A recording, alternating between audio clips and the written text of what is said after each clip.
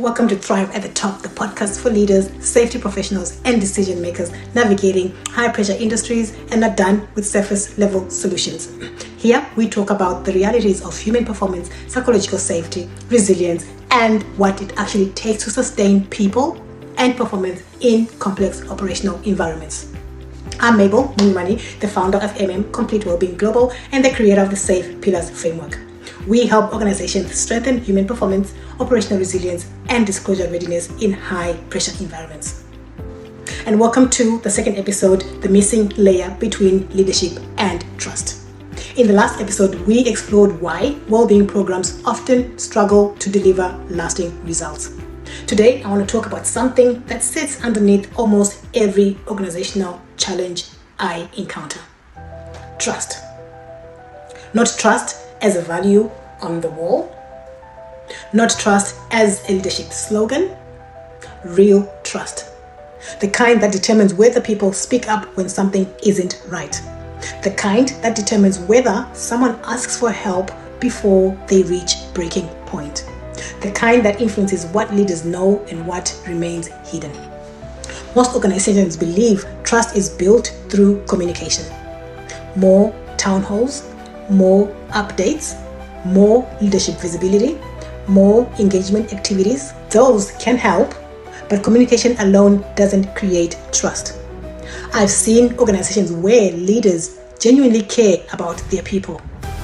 Leaders who are visible, approachable, supportive, yet employees still remain silent. They don't raise concerns, they don't disclose struggles, they don't report risks, and they don't ask for support. The leadership team believes trust exists, but the workforce behaves differently. One of the observations that continues to stand out across high pressure industries is this. People are constantly assessing risk, not operational risk, personal risk. Before speaking up, people are asking themselves questions. What happens if I say something? Who will know? Will this affect my career? Will I be treated differently? Will I lose opportunities? Will I be judged? Will anything actually change? These assessments happen every day. More of them happen silently. And in aviation, we've seen this challenge repeatedly. Pilots, air traffic controllers, engineers, cabin crew, medical professionals. Many organizations still rely on self-disclosure. The system assumes people will identify a problem and voluntarily come forward. But disclosure is not simply a personal decision. It's a systems decision. And what do I mean by that? I mean, people assess the environment before they assess themselves. They look at what happened to others. They look at how leaders responded previously.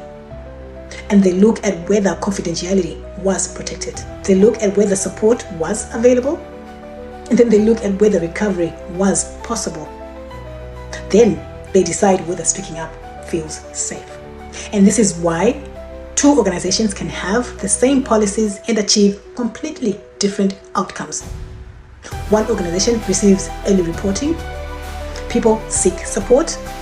Risks are identified sooner. Recovery happens faster.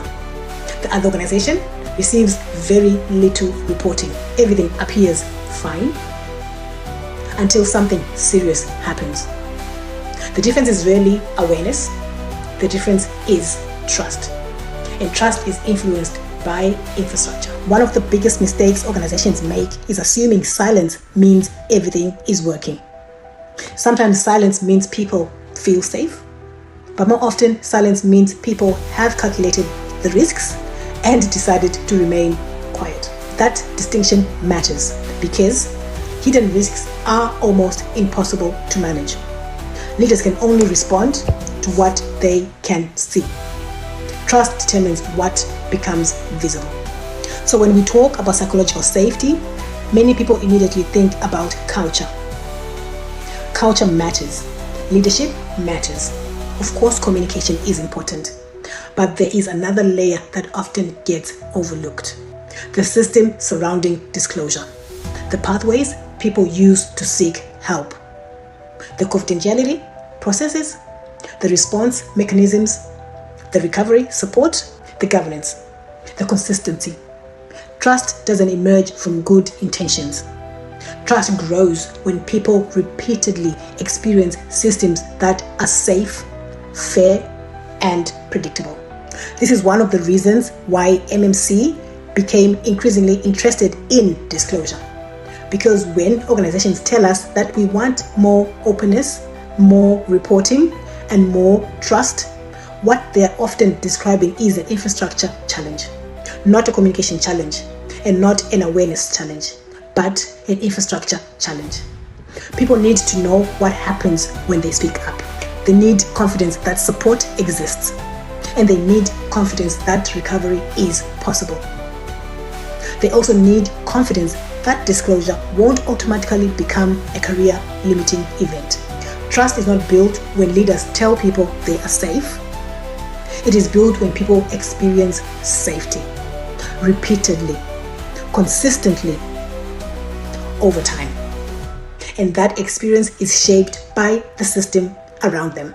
So as organizations become larger, more complex, and more operationally demanding, trust becomes even more important, because leaders cannot manage what remains hidden. The organizations that perform best are not the ones with the fewest problems. They're the ones that learn about the problems sooner. They're the ones where people feel safe enough to speak before a risk becomes an incident. In the next episode, we are going to explore another area where many organizations struggle: psychological safety beyond surveys. Because measuring trust once a year and understanding what people are experiencing in real time are two very different things. So if you're concerned about underreporting, disclosure barriers, workforce trust, or whether employees genuinely feel safe speaking up, MMC offers a human performance infrastructure briefing for executive teams, safety leaders, and operational decision makers.